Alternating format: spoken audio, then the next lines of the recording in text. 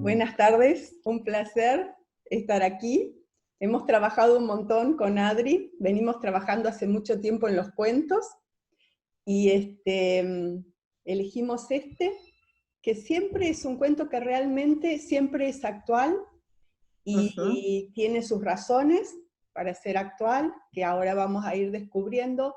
¿Cómo puede ser que un cuento tan aparentemente sencillo siga teniendo tanta pregnancia? Piensen que el primer escrito de este cuento es de 1636, de Jean-Baptiste Basile, y con lo cual imagínense todos estos años y sigue teniendo resonancia, nos sigue convocando, nos sigue llamando. También quiero decir algo que le dije a Adri que iba a decir, que con este tema del pensamiento, va a ser, van a descubrir una manera muy linda, muy distinta, va a ser como un antes y un después en relación al pensamiento. Les va a resultar súper interesante. Bueno, mi nombre es Ada Serioni, creo que ya en general me conocen, así que me parece que presentarme, no me canso de presentarme, así que bueno, nada. Soy Igual psicóloga. el público se renueva siempre, Ada. Soy psicóloga y me dedico mucho a Jung y a los cuentos, y lo que más me gustaría es, o sea, ¿cómo organizamos este encuentro? Primero se va a presentar Adriana, ¿no? Nos va a contar un poco qué hace, porque me parece que es lo más novedoso.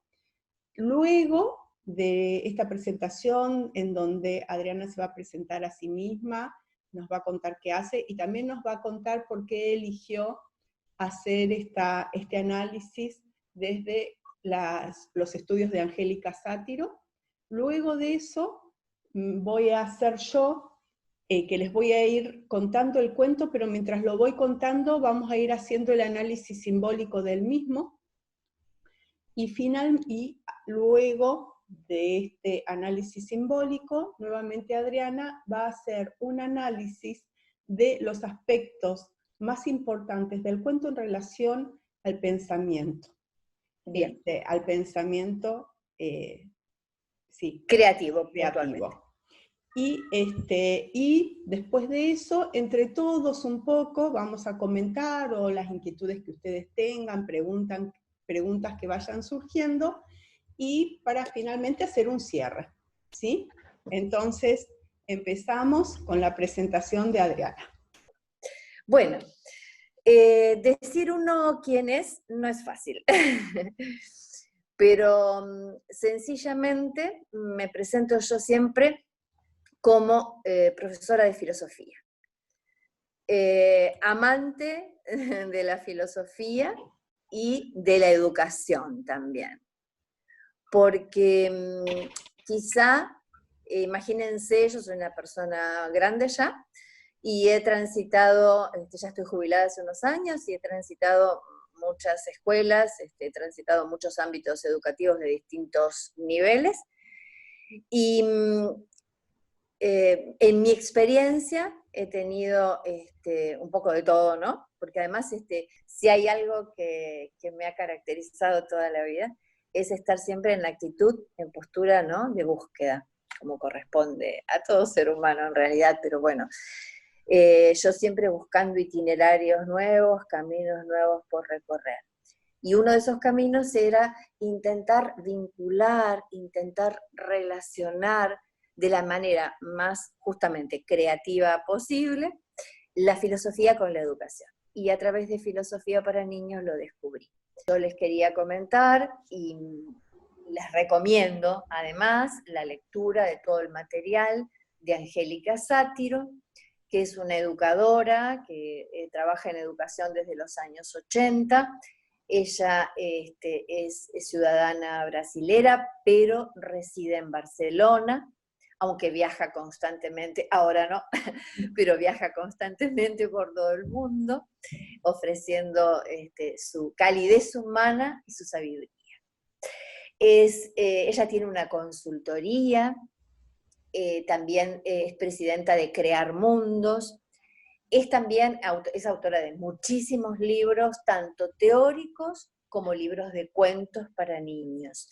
Tiene un proyecto muy interesante que es el Jardín de Juanita. Juanita es, digamos, como la protagonista de muchos de sus cuentos, una mariquita. Y Angélica, creo yo, esto va de mi cosecha, uno de los aportes más importantes que hace en filosofía para niños es crear un nuevo un proyecto completo, un currículum completo, que es el Proyecto Noria. En este Proyecto Noria, que en América Latina tiene su sede, ha delegado su sede en Uruguay, con Laura Curvelo. Lo que más desarrolla ella y en lo que más hace hincapié justamente es en el pensamiento creativo, ¿sí? Ya que toda nuestra cultura occidental siempre ha hecho tanto hincapié en el pensamiento crítico, el pensamiento lógico, para compensar y equilibrar más a la persona humana, Angélica Sátiro le hace honor al pensamiento más creativo. Bueno, bien. Más o menos eso es Angélica. Les digo que pueden googlear, que van a encontrar muchísimo material de ella. Bueno, empezamos con el análisis del cuento. ¿Les parece? Empiezo contándoles un poco cómo surge este cuento. Es un cuento que tiene cantidad de versiones. Como les decía antes, la primera versión escrita, conocida, es de Jean-Baptiste Basile, de 1636. Después hay una versión de Perrault, que es de 1697. Y la que nosotros todos conocemos, en realidad, es la versión de los hermanos Grimm, que es de la primera edición que ellos sacaron de cuentos para el hogar y la familia, que es de 1812.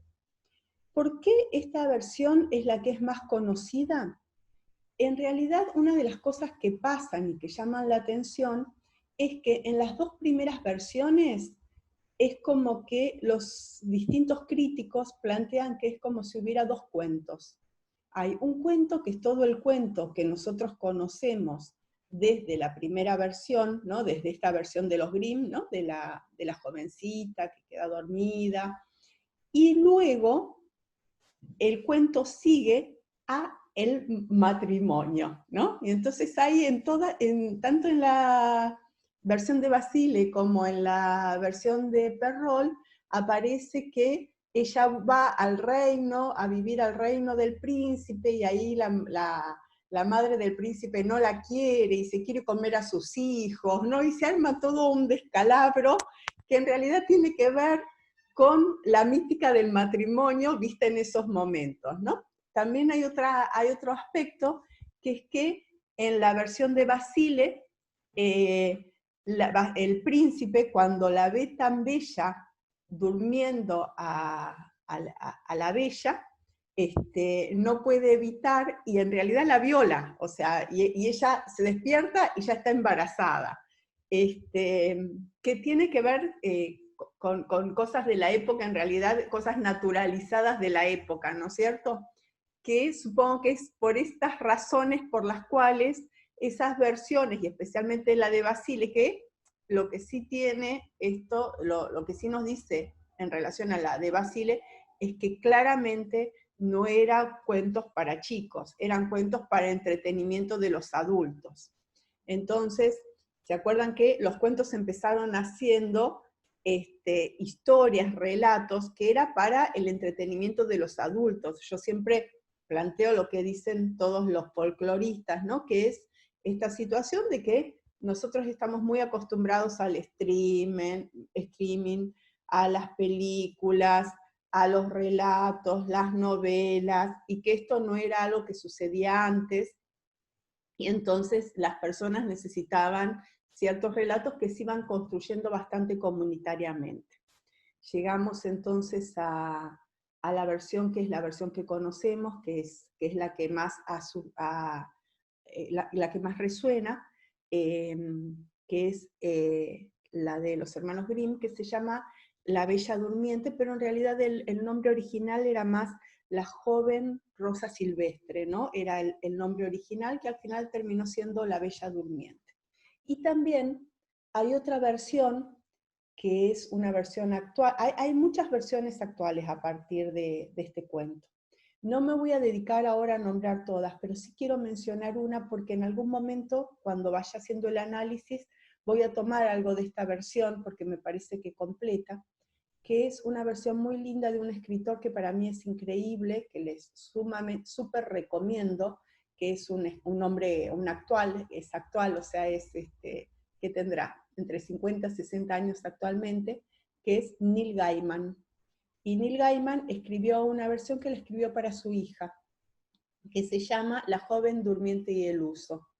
En esta, Neil Gaiman, para ver si les resuena, es el autor de Coraline, que es una película que está en dibujitos, que si pueden también véanla porque les va a gustar mucho y lo que tiene es estas cosas de los buenos escritores, que uno vieron que lo puede analizar en planos y que un chico lo puede entender hasta un nivel y un adulto puede entender mucho más y se puede ir amplificando, ¿no? Eso tienen en general muchas de las historias de él, que son muy lindas, es un buen escritor.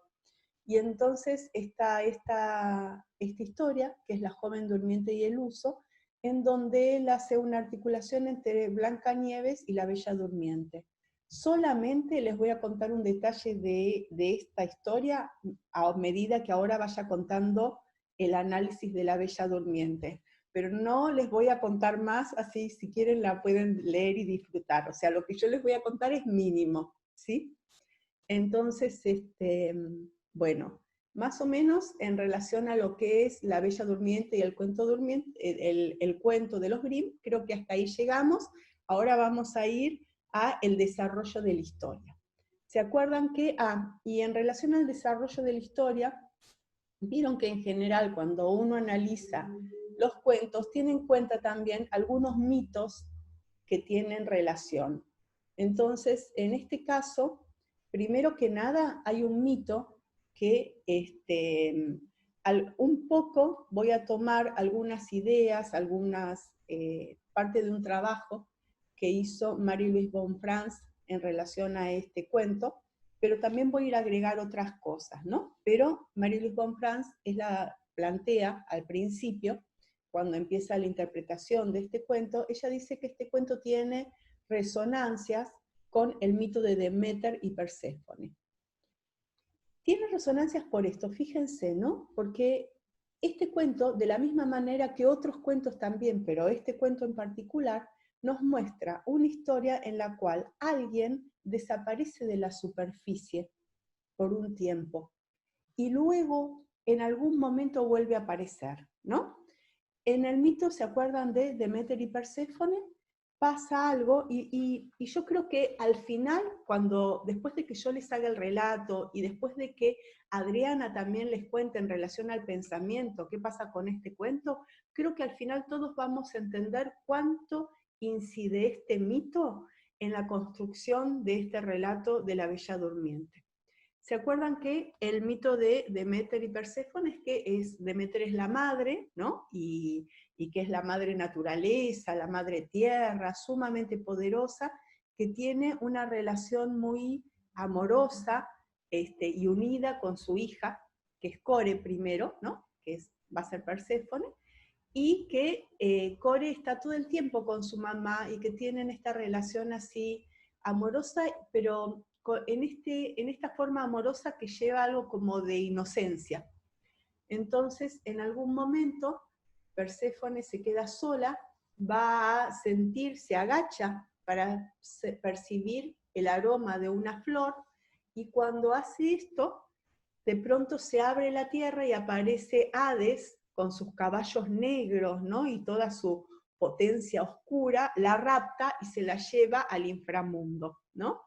¿Se acuerdan que después, bueno, hay una cantidad de circunstancias que hacen que Deméter la busque por todas partes, que no la encuentre, que Zeus sabe, porque Zeus es el el padre de Perséfone, pero que en realidad ya acordó con Hades de entregar a su hija, bueno, y toda una historia por la cual al final Deméter logra que Perséfone vuelva a la superficie con la condición de que mitad del año va a estar en esta tierra y mitad del año va a estar en el inframundo, debido a que tenía mucha sed y comió una gotita de granadina, ¿no? Porque cuando uno, lo que plantean en la historia es que si uno ha comido algo del inframundo, si uno ha tomado algo del inframundo, uno no puede volver a la superficie.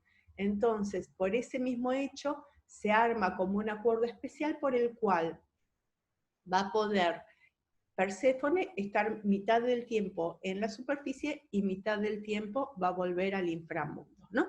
Pero bueno, vamos, esta sería la idea de este mito de Perséfone, y que tiene que ver con el cuento que ahora vamos a ir relatando. ¿Se acuerdan que el cuento de la Bella Durmiente empieza con la idea de que hay en un lejano país, existe, ¿no? Y es esta idea siempre, ¿no? Había una vez, que ya nos retrotrae a algo que sucedió, que sucede, que sucederá, ¿no? A este tiempo sin tiempo, en donde siempre se repite esta historia. Entonces, había una vez, en un lejano país, un rey y una reina que eran muy felices, pero que todos los días la reina se levantaba y algo pasó. ¿Me ven ustedes? No. Está viendo la pantalla de Redmi, que no se ve. Que esperen un segundito que no sé qué, ver opciones. Yo sí veo. Se te ve a vos. ¿Ahora? Ahí está. Sí. Bien. Ahora sí. Listo. Vuelvo a silenciar a todos, ¿sí? Así escuchamos bien. Ahí estamos bien. Entonces, de golpe desaparecí. ¿No? Hablando de la Bella Durmiente, que desaparece de la superficie, acá se actuó. Entonces, ¿qué es lo que pasa? La reina todos los días se levanta y dice, ¿cómo sería feliz si tuviera una hija? ¿Cómo sería feliz? Y eso es lo que piensa permanentemente. Un día la reina se está bañando, y mientras se está bañando aparece una rana y le dice, quédate tranquila. La reina, mientras se está bañando, está pensando en este deseo profundo que tiene de que nazca una hija. Entonces, mientras se está bañando, aparece la rana y le dice, tu deseo se ha escuchado, quédate tranquila, que en el término de 1 año vas a tener una hija. Y fíjense, ¿no? Acá, y esta parte la tomo un poco de Marie-Louise Bonprance, ella lo que plantea es que ella dice, cuando nosotros observamos un cuento, cuando analizamos un cuento, lo primero es ver cuál es el héroe de esta historia y cuál es el camino que va a llevar adelante. En esta historia, lo primero que aparece no es la bella, lo primero que aparece es el matrimonio. Con lo cual, nosotros podríamos pensar que el héroe en esta historia tiene que ver con algo de lo femenino, en el sentido de que empieza la historia con una mujer que quiere tener una hija, que si nosotros lo vemos de manera simbólica, podemos pensar un hijo como el mayor acto de creatividad, ¿no? O como un acto de creatividad. Con lo cual, eso nos hace pensar también en que hay una mujer que necesita generar un acto creativo en su vida, que eso es lo que ella está intentando, ¿no? Que todos los días ella se plantea cómo hacer para volver a renovarse, como que hay algo de lo femenino, y esto lo podemos pensar en términos de lo individual y de lo colectivo. Y de lo colectivo en el sentido de que esta mujer puede representar esta reina, porque fíjense, reina es un arquetipo colectivo, con lo cual desde ser una reina puede plantear esta idea de que hay algo de lo femenino que necesita renovarse, que necesita crear una nueva forma. Entonces, esta es la pregunta y este es el deseo y esta es la pasividad en donde la reina con el rey tienen una felicidad, pero es como una felicidad estática, en donde todos los días son felices, pero no hay nada creativo, ¿sí? Están todos los días iguales, hasta que en algún momento entonces aparece esta rana.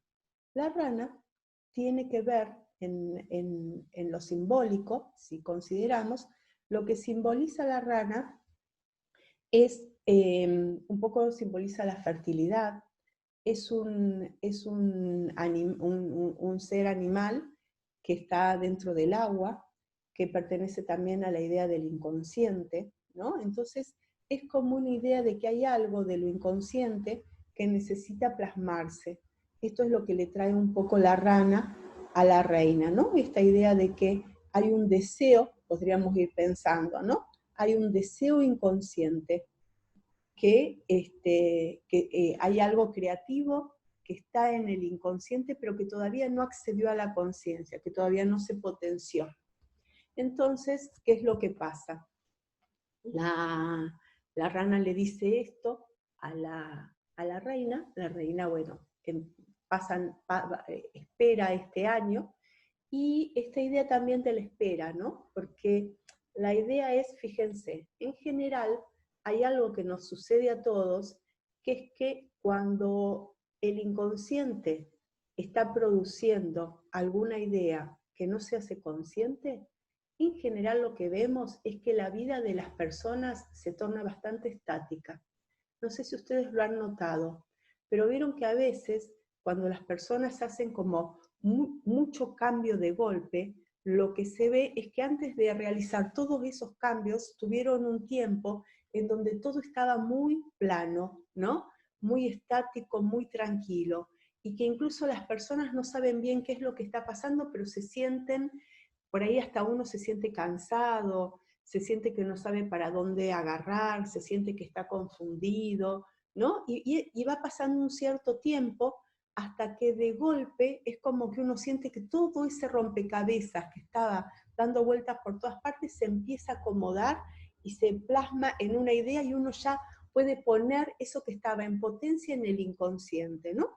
Esto sería lo que representa un poco, por un lado, la rana, y por otra parte esta idea de la espera, ¿no? De un año, ¿no? La espera de un año no se trata de un año, sino se trata de esto, ¿no? De que el acto creativo, hasta que se haga consciente lo que está en potencia, va a llevar su tiempo.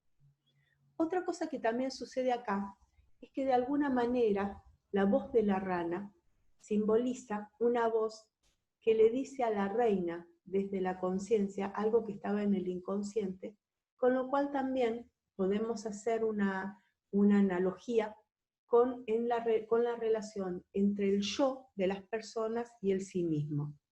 El sí mismo, lo que sería, es esa parte de lo más esencial de uno.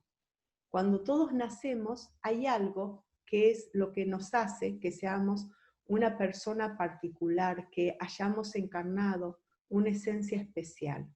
Generalmente, nosotros nacemos con esa esencia, y a partir que se va desplegando la vida, vamos respondiendo a los padres que tenemos, al medio en el que nacimos, en general también al género que tenemos. De acuerdo a las épocas, ha sido más duro o menos duro en relación a lo femenino y lo masculino, y todo eso hace que toda esa esencia que nosotros tengamos a veces se queda como dormida, ¿no? Y no se despliega porque no están las condiciones para que nosotros despleguemos.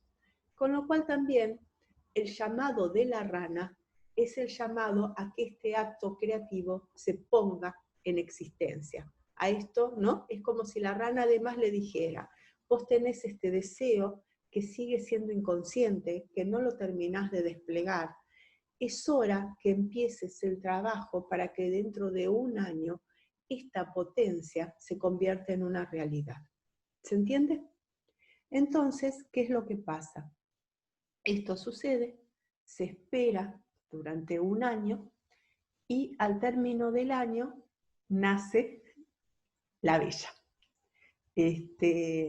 Vieron que en general en los cuentos, además, como de alguna manera representan arquetipos y como también tienen que ver con algo de distintas épocas, las jovencitas exitosas tenían que ser bellas, entonces esta no va a salir no va a ser una excepción a la regla, y ya desde el vamos es nombrada bella, ¿no? Entonces será la bella la que nazca.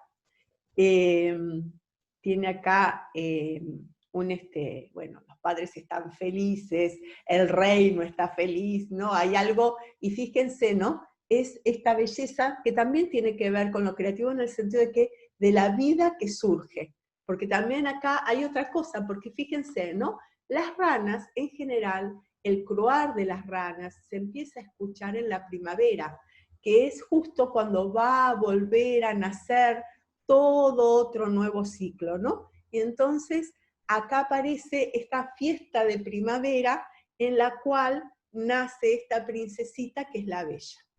¿Qué es lo que pasa? Nace la princesa, es la bella, van a hacer una gran fiesta en donde van a invitar a todas las personas del pueblo a bautizarla, ¿no? En este rito en el que van a mostrar esta nueva vida que ha surgido, esto creativo, y deciden que van a invitar, además de a todo el pueblo, deciden que van a invitar también a las hadas. Entonces, acá fíjense, las versiones van mostrando distintas opciones, ¿no? Con lo cual nos damos cuenta que por ahí el número de hadas no es tan importante. En algunas versiones aparecen 3 hadas, en otras aparecen los Grimm. En general, la versión más conocida es que son 8, de las cuales invitan 7, pero también hay otras versiones de los mismos Grimm en donde hay 7, invitan 6. Así que bueno, cantidad de números de hadas. La cosa es que podríamos decir nosotros que había 8 hadas, y que de estas 8 hadas lo que ocurre es que los padres, los reyes, tienen solamente 7 platos de oro. Entonces, como tienen 7 platos de oro, deciden que van a invitar a 7 hadas. Esa es una versión. Y otra versión dice que hay una hada que en realidad está muy aislada siempre, que nunca aparece y que por eso se olvidaron de invitarla. Pero bueno, más allá del número y más allá de la razón, el resultado es que invitan a todas las hadas menos a una. Y esto, fíjense, ¿no? Tiene también su importancia y tiene también su motivo simbólico. Porque lo que representa esta hada es lo que se va a excluir. Fíjense que viene el hada, viene enojada, ¿no? Por haber sido excluida. Enojada, furibunda se muestra resentida, se muestra no querida, ¿no? Y entonces, si nosotros pensáramos, y este cuento que es tan lejano, ¿no? Y si lo analizáramos hasta teniendo una idea de género en este análisis, además de lo simbólico, pero de lo simbólico incorporando los estudios de género, podríamos decir, ¿no? ¿Qué es lo que pasa cuando en realidad en lo femenino se tiene que dejar de lado lo que tiene que ver con el enojo, lo que tiene que ver con las malas formas, con el no ser agradable, con el resentimiento, con la furia que a uno le da cuando no se siente aceptado como es, ¿no? Es como que de alguna manera este hada representa, ¿no? Y cómo, ¿no? En la historia es que a la fiesta no es invitada el hada que va a personificar todo esto. ¿Se va entendiendo? Entonces, ¿qué es lo que pasa cuando todo esto se excluye? Y esto, fíjense, ¿no? Si nosotros seguimos en cuenta haciendo un paralelismo entre lo que pasa con los cuentos y la relación con los mitos, hay algo de los mitos que también se relaciona con esto, que es el juicio de París.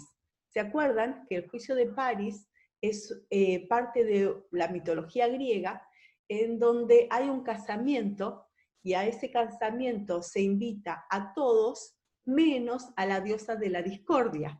Entonces, la diosa de la discordia se enoja porque no fue invitada y decide hacer una treta. La treta que hace esta diosa de la discordia, que es maravillosa, es que tira en el medio de la fiesta, a la fiesta tira una manzana de oro que dice, para la más bella. Y entonces, en esta fiesta, están Afrodita, Atenea y Hera. Y las tres quieren tener la manzana que es para la más bella. Entonces, se empiezan a pelear. Está ahí Zeus, por supuesto que Zeus, que es un genio de la estrategia, se lava bien las manos y le dice a Paris que sea él el que determine a quién le corresponde la manzana que es para la más bella. Entonces, todas las tres le ofrecen lo que pueden a Paris para que las elija. O sea, Atenea le promete que va a ser el más inteligente y el que va a hacer las mejores cosas. Hera también le propone que va a tener las mejores estrategias para organizar y no sé qué. Y Afrodita le propone que va a tener a las mejores mujeres, que la más bella se va a enamorar de él y todo esto, y él elige a Afrodita, lo cual después va a armar la guerra de Troya, ¿sí? Pero digamos que volvemos, ¿no?, a esta cosa de cuando uno se siente excluido de la furia, de la discordia, de lo que genera, ¿no?, de lo que se excluye de la vida, lo que se excluye de la fiesta, en este caso como una representación de la vida, ¿no? Entonces, bueno, aparece esta hada enojada, muy furiosa. Ya para ese momento todas las hadas, menos una, le habían dado los dones a la princesita. En esto de los dones hay variaciones, pero todos van para los mismos lados, ¿no? Hay variaciones entre los dones que ofrece Perrault, en el cuento de Perrault, y los dones que se ofrece en el cuento de los Grimm. Pero como ustedes se pueden imaginar, todos los dones tienen que ver con algo que resulte agradable al otro. O sea, que sea bella, que sea armoniosa, que tenga un carácter dulce, que sepa bailar bien, que tenga una linda voz para cantar. Todo lo que resulta del placer de los demás son los dones que va a recibir esta bella princesa que nació. Ha recibido ya los dones de 6 princesas, y viene entonces esta hada enojada, y está tan furibunda, ¿no? Abre todo oscuro, ¿no? Y aparece así como un rayo, y dice, no me han invitado a la fiesta, y se queja, y entonces va hacia la bebita, y dice, por todo esto que ha ocurrido, lo que yo declaro es que vas a tener todos estos dones que te han dado, pero a los 15 años vas a morir pinchada por una aguja. Se cierra con la capa, se da la media vuelta y se va. Se quedan todos en un estado así en shock, paralizados, y ahí estaba la última hada, que era la hada que faltaba, que tímidamente se acerca y dice, bueno, yo no puedo desarmar ese hechizo, pero lo que sí puedo es transformarlo. Entonces, no va a morir, sino que va a dar, va a quedar dormida por 100 años. Y acá, ¿no? Dentro de lo que es, si estamos teniendo en cuenta hoy lo que es la mitología griega, hay unos personajes que son como medios dioses, semidioses, que es Himnos y Tánatos, que son hermanos. Himnos tiene que ver con el quedarse adormecido y Tánatos con el quedarse muerto. Porque de alguna manera, ¿no?, hay algo que es bastante similar. Y en general, hay un montón de teorías o de estudios que plantean, ¿no?, o mitología o cuentos, ¿no?, que plantean, ¿no?, que de alguna manera el sueño y la muerte son como primos, ¿no? Como que el sueño es cuando uno descansa y cierra los ojos del día, es como una pequeña muerte, ¿no? Y la muerte es la muerte de toda la vida, ¿no? Entonces, bueno, se produce esto, ¿no? Que plantean esto, y a la vez, esto va a ser a partir de dormirse por una aguja. Una aguja que en realidad es como que parte, a partir de la aguja, es como un sucedáneo de lo que es la espina. Y fíjense, ¿no? Si nosotros pensamos las plantas que tienen espinas, los animales que tienen así pinches, la idea es que estas espinas siempre son para afuera, porque son medidas de protección. Las armas, en general, cuando no existían estas armas tan letales como hoy, como, ¿no? las que ya vamos viendo que suceden, ¿no? Tanto de ametralladoras como de gases y demás. Las armas en general estaban formadas cuando las batallas eran cuerpo a cuerpo, ¿no? Estaban formadas por espinas o por pinches, ¿no? Porque la idea era esa, es que por un lado los pinches son hacia afuera, es la manera en la que uno se protege. Con lo cual, imagínense lo que es cuando esta protección, en lugar de ir hacia afuera, ¿no? De ir a permitir la distancia de alguien amenazador, lo que va a hacer es ir hacia adentro, porque va a hacer que ella se va a pinchar a sí misma. Eso por un lado. Por el otro lado, acá hay otra cosa, que es la idea de que se va a pinchar con un uso, que un uso es lo que sirve para hilar el hilo, para tejer. Con lo cual acá también plantea algo del destino. Y fíjense, ¿no? Bueno, ¿no? Y entonces, saben que en Grecia, la que era como la patrona de las hilanderas y de las que tejían, era Atenea, porque se va armando las historias, se van armando con el pensamiento. Y por el otro lado también había un mito en el cual se relacionaban a Aracne con Atenea. Resulta que Aracne era una doncella, que era hija de un tintorero, y que era muy reconocida por los tapices que tejía, porque hacía unas cosas bellísimas. Entonces, como era reconocida por esto, en general se le decía que ella era una discípula de Atenea. A Aracne no le gustaba nada sentirse una discípula de Atenea, entonces de alguna manera desafió a la diosa. La diosa aceptó el desafío y hicieron como una competencia en la cual cada una tejía algo. Atenea hizo un hermoso dibujo, tejió, en el cual tenía 4 puntas, y en cada punta mostraba un momento en el que los hombres fueron derrotados por los dioses. Y Aracne tejió otro tapiz en el cual también tenía figuras que demostraban los amores desorbitados y excesivos de los dioses, ¿no? Cada una mostrando la herida del otro.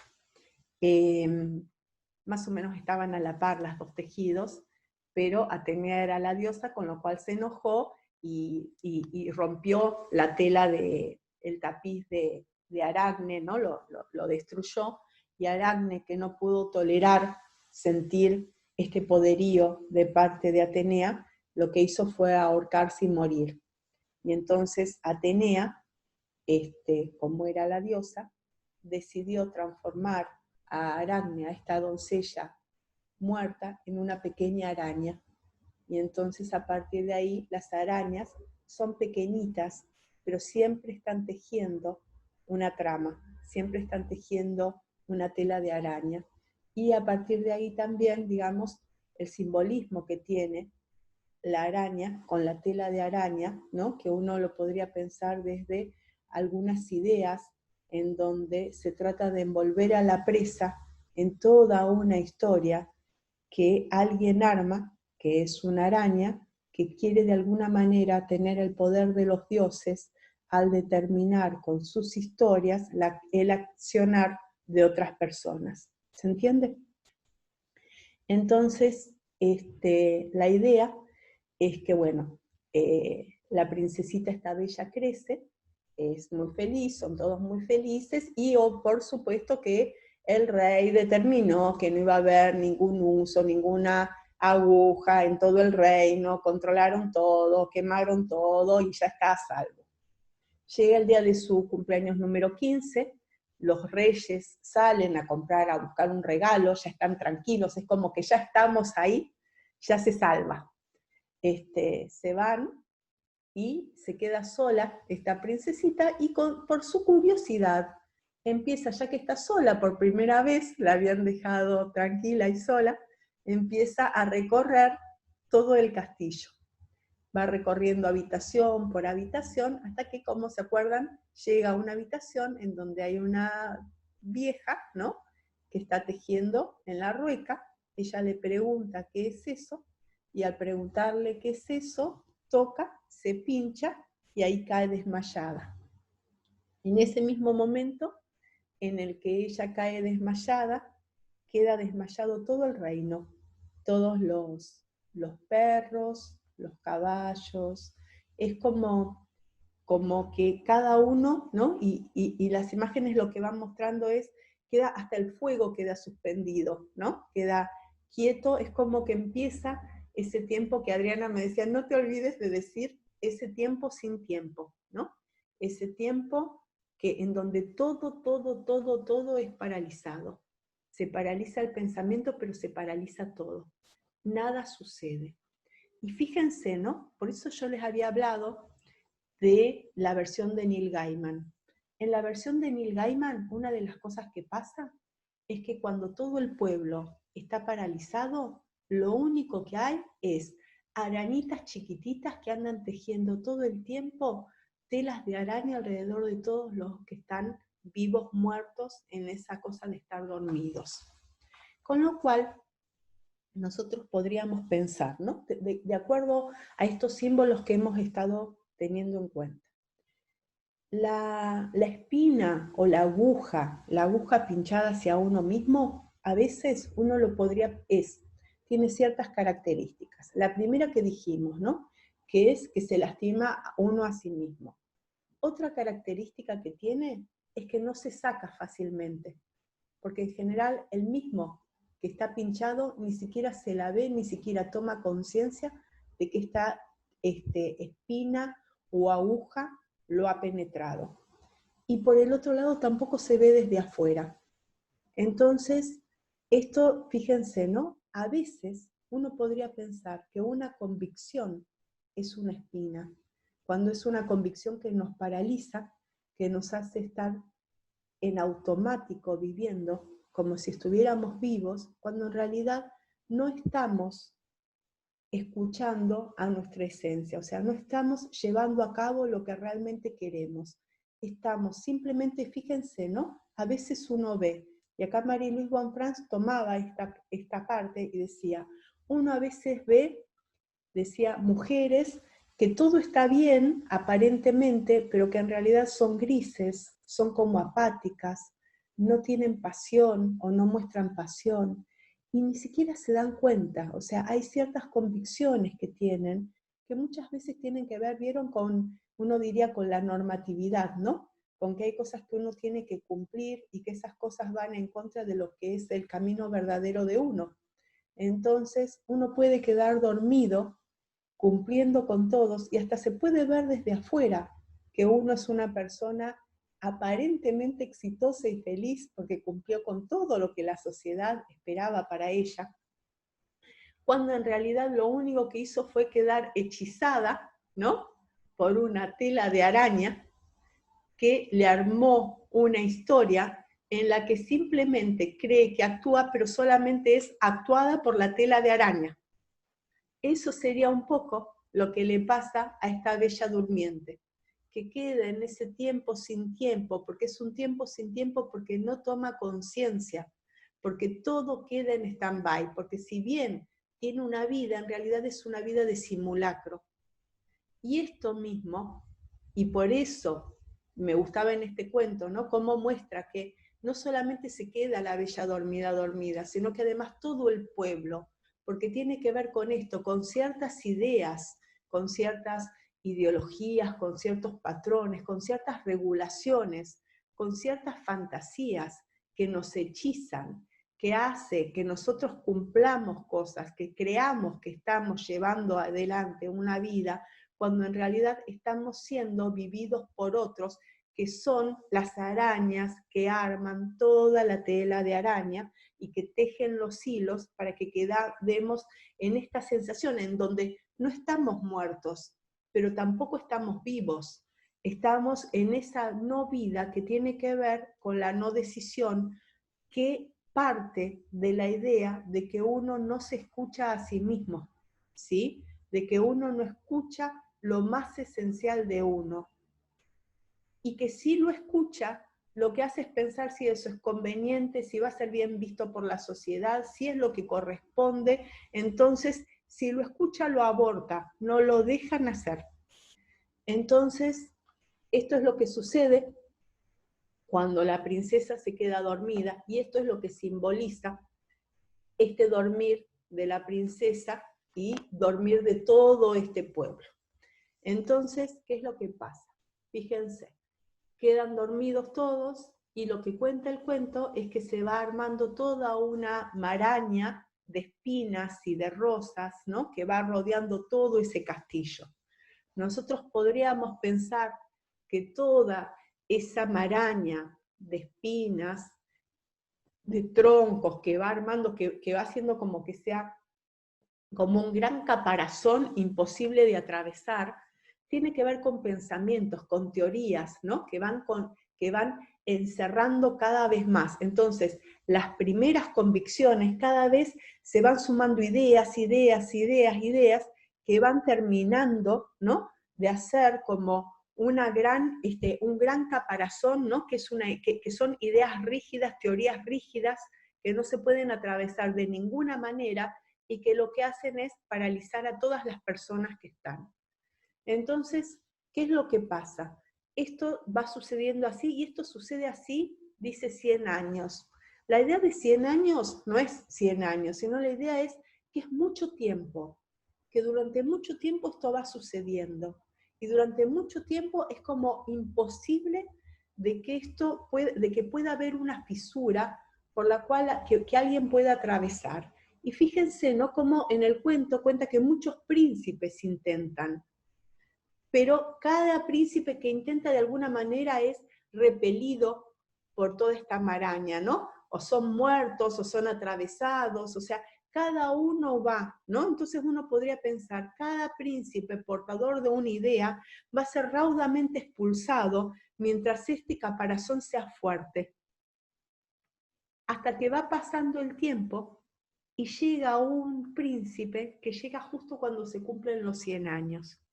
Y entonces, cuando este príncipe empieza a caminar y a acercarse, de alguna manera él tiene su espada, pero también las ramas se van acomodando, ¿no? Y se van corriendo y van dejando que él pase, ¿no? Que tiene que ver, ¿no? Quizás todos los príncipes anteriores pudieron ir sumando para que lentamente estas ideas tan rígidas se puedan ir desbloqueando, ¿no? Y puedan permitir que alguien con una espada, y la espada, ¿se acuerdan? Que es un símbolo del pensamiento, pueda ir rompiendo, pueda traer un pensamiento nuevo que permita que se vaya abriendo ese caparazón. Entonces, ¿qué pasa? Este príncipe llega, ¿no? Puede atravesar toda esta maraña, llega hasta el castillo, empieza a recorrer y ve, ¿no? Ve los animales dormidos, ve la cocinera que está en el medio cocinando y que está, ¿no? El agua quieta y fija que estaba poniendo, no sé, en los fideos o en algo para lavar, ¿no? Ve cómo cada uno quedó como el tiempo interrumpido en la tarea que estaba realizando, hasta que llega a la habitación de la princesa, y cuando la ve, ¿se acuerdan que el hada había dicho que la princesa se iba a despertar por el beso del amor? Y no es un tema menor que sea el beso del amor, porque como Adriana después les va a contar un poco seguramente en esto del pensamiento creativo, el pensamiento tiene que ser con sentimiento, y el amor es el sentimiento que conecta a todo. Entonces es por el amor que las cosas se conectan, es el gran conector del mundo y del universo, en realidad es el amor. Entonces el príncipe llega, ve a la princesa, siente un profundo amor por ella, le da un beso, y ahí es cuando la princesa se despierta, y cuando la princesa se despierta empieza a despertar todo el reino. Y acá nuevamente, entonces, vamos a otro símbolo que tiene que ver con lo que es el símbolo de la integración, que lo que plantea es que cuando nosotros vamos a lo esencial de nosotros, digamos, a la idea que tiene Jung, es que lo que se busca en la realización personal no es el hombre perfecto, no es la mujer perfecta, sino es el ser humano completo. Y el ser humano completo tiene que ver con la integración de todos los aspectos. Una integración en la cual existe la paradoja, en la cual existe la contradicción, en la cual aprendemos a vivir con todo eso. O sea, no hay peor que lo lineal y lo plano. La idea es que las cosas sean tridimensional, cuatridimensional, que haya muchas dimensiones, que todos somos complejos y que podamos vivir en el movimiento que esa complejidad implica. Entonces, el hecho de que el príncipe y la princesa, cuando se unen, hagan que todo se despierte, lo que simboliza es esta unión que permite que haya una unidad que es compleja. No se trata ni de que el amor del príncipe la salvó, sino que ella, cuando pudo adquirir otros aspectos de sí misma, se pudo despertar. Que todos, o sea, así como, y esta historia es en este caso contada desde el punto de vista de una heroína femenina, pero si fuera desde un héroe masculino, también podría ser lo mismo, podría ser que el amor a este héroe lo puede salvar, de la misma manera que a ella ciertas características que no tenía integradas en sí misma, la salva y que se representan en este caso en un príncipe, se podrían representar de otra manera hoy. Pero bueno, como tiene que ver con otra época, en esa época se representan con lo que le falta a la mujer que tiene el varón. O sea, hoy seguramente haríamos el cuento con otro tipo de integraciones o podríamos pensar en otras opciones, ¿no? Pero bueno, la idea es esa, la idea es que la princesa se despierta y todos se despiertan cuando logran esta integración que de ninguna manera va a implicar algo lineal, ni una paz, ni nada de eso, sino que lo que va a implicar es bienvenida a la contradicción, bienvenida a la paradoja, bienvenida a todo lo que nos permite ser creativos y llevar adelante lo que tenemos en nuestro seno, que lo que está en potencia pueda salir a la superficie. Bueno, creo que esto es el final del cuento, creo que ya no hay más. Espero que más o menos se haya comprendido, y ahora Adriana nos va a contar cómo se piensa desde la idea de esto, del pensamiento. ¿No, Adri? La idea de Angélica Sátiro es esa, ¿no? Es tomar este cuento de la Bella Durmiente como una buena metáfora, ¿no?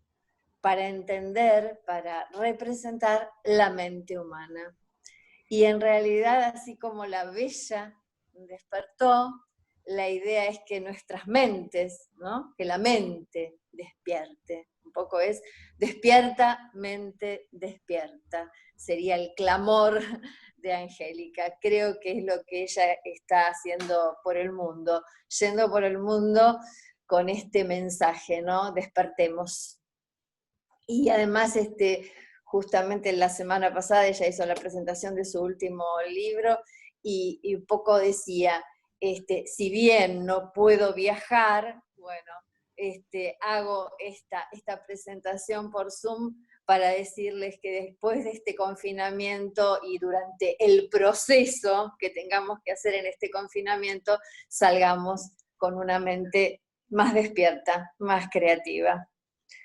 Bueno, maravilloso cuento, la recreación que hace de este cuento Angélica en su libro, que se llama Personas Creativas, Ciudadanos Creativos, conserva muchas, ¿no es cierto?, de las características del cuento de Grimm, que acaba de contarnos Ada, y creo que comparte mucho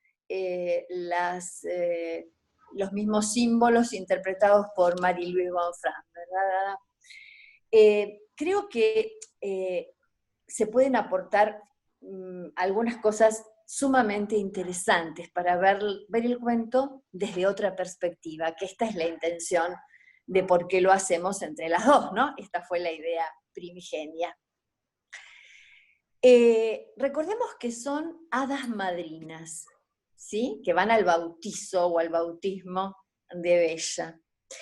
Estas hadas madrinas lo que hacen, como bien dijiste, Ada, son regalos. Estos regalos son dones, ¿verdad? Pero hay algo que es interesante comentar antes de ver cuáles son esos dones y qué relación tienen esos dones con el pensamiento creativo. Que es el hecho de que, vos lo marcaste muy bien, la reina iba al lago, ¿no es cierto?, a bañarse al lago, a contemplar el lago también, esa paz, quizá en ese encuentro de alguna manera consigo misma, y ella escuchó la voz de la rana que le decía, como vos contaste muy bien, que iba, en un año iba a nacer su hija. Sin embargo, ella había recibido de la rana un mensaje que pareció desoír, o que lo atribuyó quizás a una fantasía, ¿sí? Como muchas veces hacemos todos, ¿no? Y las palabras textuales, inclusive, de la recreación del cuento de Angélica, de la recreación que hace Angélica, son: no se olvide, mi reina, de llamarla con el mismo nombre de la parte de su ser que le permite comunicarse conmigo. Es maravillosa esa frase, ¿no? ¿Y cuánto podemos sacar de esa frase?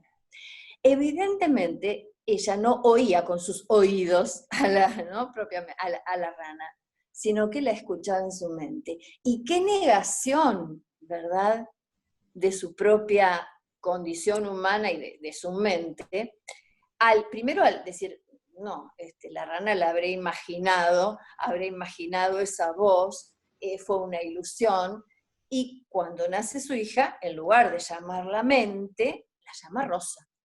Esta es en la versión de Angélica, ¿no? O sea, ya tenemos una falta de conciencia, ¿verdad?, en la maternidad de la reina, de su propia condición humana, y nada más y nada menos que la negación, bueno, vamos a decirlo ya con todas las palabras porque vos lo utilizaste, de su mente inconsciente, ¿no?, de la parte inconsciente de su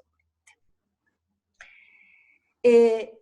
Las hadas madrinas, es interesante cómo lo presenta Angélica, porque a cada una de esas hadas, como vos anticipaste, Adita, le da un color. Y ese color diferente, por supuesto que también podría, no es el caso porque no lo vamos a hacer, pero podría interpretarse también porque cada color con cada don, ¿no? ¿Verdad? Ahora, en función de que despierte la mente, los dones que estas hadas madrinas le dan, no van a ser tanto para afuera, ¿no?, en el hacia afuera, sino que van a ser realmente para ella, ¿no? Para Bella. Algunos de estos dones son básicamente las características centrales del pensamiento creativo. Esto como anticipación. Podríamos ver cada uno de esos, igual los invito a que lean el texto de Angélica, que es maravilloso, ¿no? Pero bueno, el hada de color rojo le otorga el don, le regala la originalidad. El hada, así no me pierdo, el hada de color naranja, la fluidez. El hada amarilla, de color amarillo, la flexibilidad. El hada de color rosa le da el atrevimiento. Fíjense qué importante. Y el hada de color azul, la elaboración, el don de la elaboración. Quedan 2 hadas. La anteúltima hada, porque acá son 7, el hada de color índigo le da la sensibilidad. Pero en el cuento de Angélica, cuando llegamos a esta hada, aparece la rana, furibunda, ese personaje que irrumpe, sería el hada olvidada, ¿no?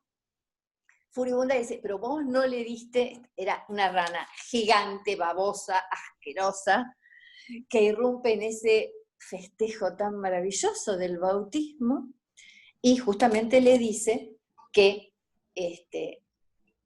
a ver, igual que en el cuento de la versión que acabas de contar, que a los 15 años la princesa se va a morir.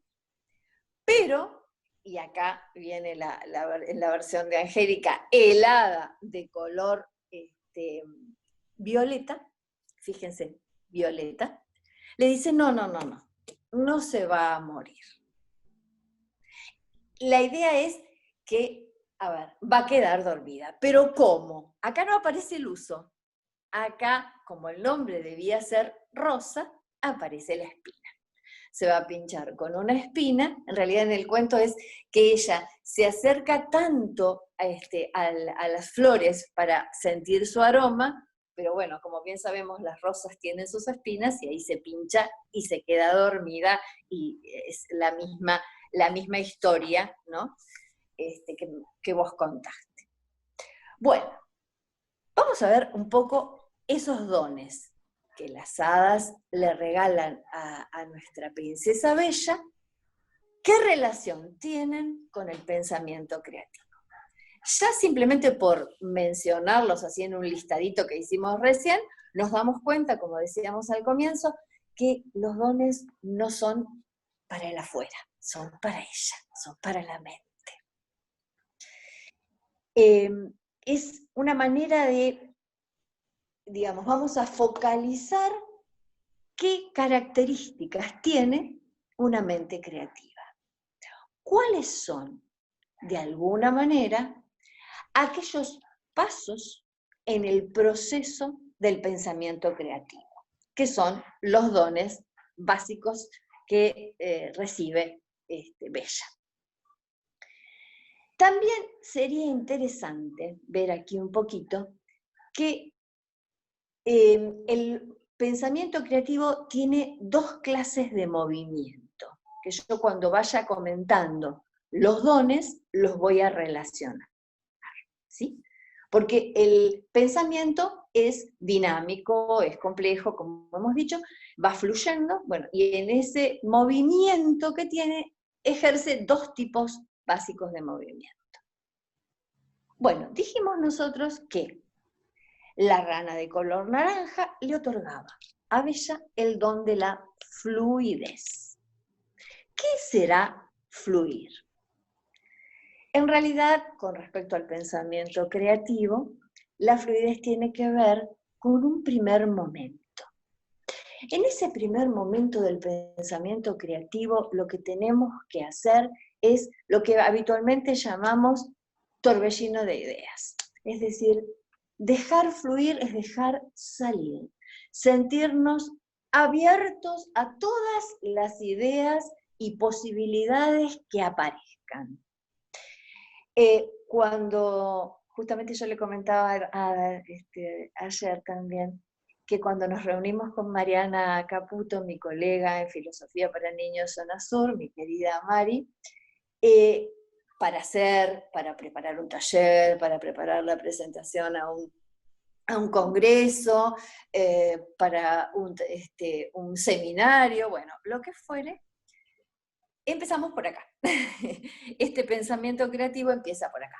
Es decir, primero largamos, así, ponemos sobre la mesa ideas. Bueno, podríamos hacerlo de esta manera, o tal vez podríamos empezar por acá. Ay, pero no, mira, yo tuve esta otra idea, me parece a mí. Bueno, y ahí aparece un abanico, podríamos decir. Lo que es importante en este primer momento, para todo proceso creativo, de cualquier índole que se trate, es no bloquearse. Es decir, dejar que fluya. No descartar una idea antes quizá de terminar de decirlo o de terminar de expresarla. Sentirnos con la libertad de abrirnos a muchas posibilidades. Esto sería lo que Angélica Sátiro llama el pensamiento divergente, que es el pensamiento que nos da libertad, ¿no? Que se abre a un abanico de posibilidades. Siempre vinculamos en Filosofía para Niños los pensamientos, mejor dicho, los tipos de pensamiento con diferentes habilidades, ¿no? Que justamente después esas habilidades van a ser, en un proceso educativo, las herramientas que va a utilizar el educador, la educadora, el maestro, el profesor, para desarrollar, estimular, profundizar con sus alumnos ese aspecto del pensamiento. En este caso, en la fluidez coincide con la búsqueda de alternativas. Fíjense que aparece otra vez la palabra búsqueda que yo nombré al comienzo. Alternativas. Lamentablemente, nosotros asistimos a un hoy, a un presente, desde hace mucho tiempo ya, que sigue una lógica muy binaria, ¿no? Lo comentábamos con Ada cuando preparábamos este trabajo. Es decir, las cosas son buenas o malas, polares, ¿no? O sea, esto está bien o está mal. Esto corresponde o no corresponde. Se aprueba o se desaprueba, ¿verdad? Y además, nosotros cuando trabajamos en las clases de filosofía, que nosotros llamamos sesiones de filosofía, en los grupos de las comunidades de investigación filosófica, en los diálogos que allí se establecen, aparecen a veces en una primera instancia, cuando el grupo comienza a trabajar, alguna opinión que como que se impone, ¿no?, sobre las demás. Y entonces siempre hay, tanto en adulto como en niño como en adolescentes, que dice, no estoy de acuerdo, yo me opongo, ¿no? E intenta dar sus razones. Pero fíjense que aparece una postura, la postura A, llamémosle, y después la postura que se le opone. Y entonces el resto dice, ay, pero ¿ustedes con quién están de acuerdo? ¿Con A o con B? Y entonces el maestro lo que tiene que hacer, básicamente, es decir, el que coordina la sesión, ¿hay otra manera de mirar esta realidad que no sea ni la A ni la B? O sea, búsqueda de alternativas, ¿sí? Puntos de vista diferentes, miradas, perspectivas distintas. Entonces la mente tiene, y acá esto es importantísimo que lo marquemos, toda mente humana tiene estos dones, porque la creatividad es condición de toda mente humana, está en toda la naturaleza humana. Por ser humanos, somos creativos. No es que algunos somos creativos, o son, y otros no. Sí es cierto que algunos tienen más desarrollada su capacidad creativa y otros no tanto, o en distintos grados, si queremos decirlo. Pero todos somos creativos. Para comenzar, todos tenemos la posibilidad de fluir. El otro don, o el otro don que coincide con una de las características del pensamiento, del pensar creativo, es, dijimos, la flexibilidad. Fíjense que esto es, yo creo, clave, que es bastante, o sea, van a interpretar o reinterpretar lo que acaba de comentar Ada de una manera, desde otro lugar, ¿no? Desde un lugar distinto que propone Angélica. La flexibilidad se trata de, justamente, no ser rígido, ¿no? El que es flexible se supone que no es rígido. La flexibilidad trata de romper con esos estereotipos, romper con esos cánones, con esas reglas, ser capaz de no responder como habitualmente estamos acostumbrados a hacerlo. Romper, es decir, si primero para fluir nos desbloqueamos, ahora tenemos que romper con lo establecido, romper con el statu quo. A ver, como siempre abordamos las cosas, no, actuemos de una manera diferente. Pensemos, a ver, una de las cosas, por ejemplo, que a mí me encanta decirles, sobre todo a los más chicos, es, bueno, nos ponemos anteojos, yo tengo de color, ¿no? Nos ponemos anteojos de otro color para ver las cosas de una manera distinta. Es decir, ser flexible justamente implica, además de ver, abrirnos, ver diferentes alternativas que no sean las establecidas, que no sean los comportamientos, ¿no?, que siempre hemos tenido. No voy a ser así, voy a ser diferente, ¿sí? A ver, en general cuando empezamos a actuar así, nos suelen mirar como, ¿qué le pasó, no? ¡Qué raro que actúa fulano, mengano! No es de hacer así. Actuó diferente. Y sorprendemos, ¿no? Descolocamos, me parece, ¿no? Cuando alguien rompe así con esos patrones, o lo esperado, o lo esperable, o lo esperado en general por la sociedad, sorprende. Y, ¿qué se viene, no? Ahí está, ¿qué se viene? Lo que ocurre es que, y eso lo charlábamos profundamente porque creo que tiene mucho que ver con la historia, es que si nosotros nos metemos en un contexto de flexibilidad, si intentamos ser flexibles, ya no tendremos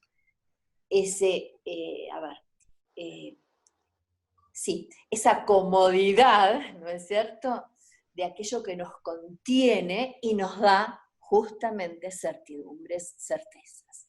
Entonces nos vamos a tener que manejar en un contexto de incertidumbre. Y los contextos de incertidumbre, que son los que vivimos en última instancia permanentemente, ni más ni menos, fíjense que quién se iba a imaginar cuando comenzó este año que iba a pasar lo que está pasando, nadie, o algunos, pero no muchos, seguramente. La incertidumbre nos hace no sentir seguros, nos da inseguridad. Y yo creo que esta característica, este don, está vinculado con algo que Ada comentó, que es que sea, y que por supuesto Angélica lo tiene, con este don del atrevimiento, que sea atrevida, que se anime bella. Es decir, si no está rigiendo su vida con aquello que le fue enseñado, sin modificarlo por rigidez, entonces va justamente, ¿no?, esto es maravilloso, va a ser atrevida, se va a animar, hay que animarse. Decimos también que la otra hada le da el don de la originalidad. Justamente la originalidad es aquello que permite, sí, volver a los orígenes, pero en este caso de sí mismo, ¿no? Como comentaba Ada, según una perspectiva de psicología junguiana, ahí tenemos el sí mismo, es decir, reconocerse único, reconocer lo que uno es, que obviamente, si bien compartimos un montón de características con todos los demás, cada mente es única, ¿no? Entonces, justamente el don de la originalidad, permite las famosas salidas innovadoras, distintas. A ver, si yo siempre hago lo mismo, voy a obtener el mismo resultado, ¿verdad? Si yo en cambio fluyo y soy flexible y soy original, voy a ir por un camino distinto, ¿no? Voy a romper con los cánones establecidos y buscar un camino diferente. A ver, la innovación. La innovación en todos los órdenes es una palabra que está muy vigente, ¿no? En la innovación educativa, por ejemplo, en educación está muy vigente. Es no recorrer los caminos trazados. Ser original es trazar un nuevo camino. Me resonaba recién esto de que decías, Ada, de las personas grises, ¿no? De estas personas que vemos grises, y hace lo que tenía que hacer, no sé, estudia, se casa, tiene sus hijos y demás, y nunca se atreve a ser diferente, ¿no? A establecer un camino distinto. Yo personalmente, por ahí lo refiero un poco a lo mío, siempre estoy esperando a ver qué se me ocurra hacer algo distinto, ¿no?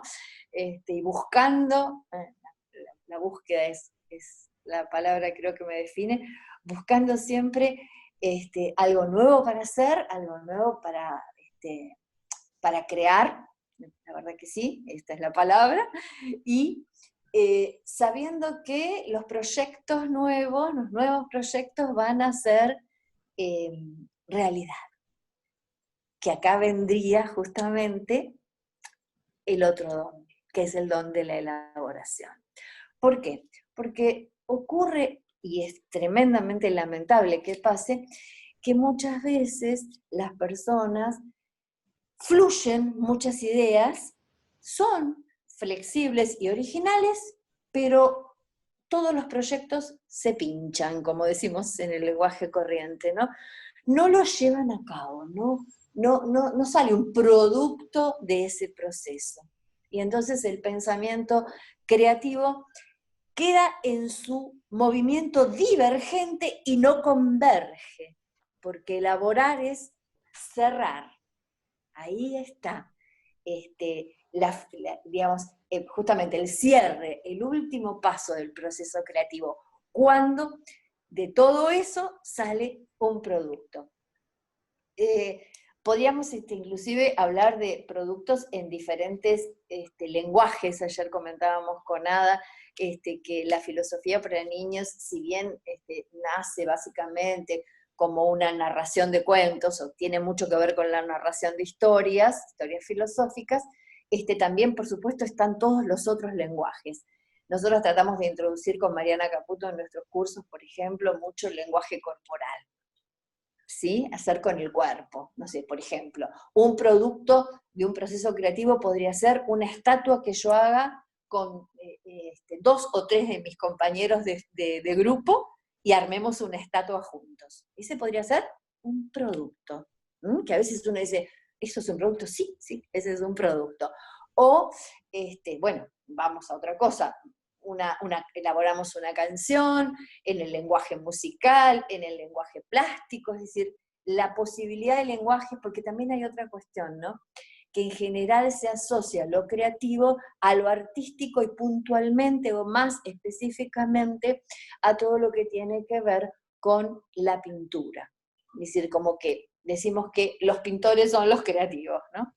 En el imaginario colectivo, ¿no? Está en general, social, está en general esa idea que es tan...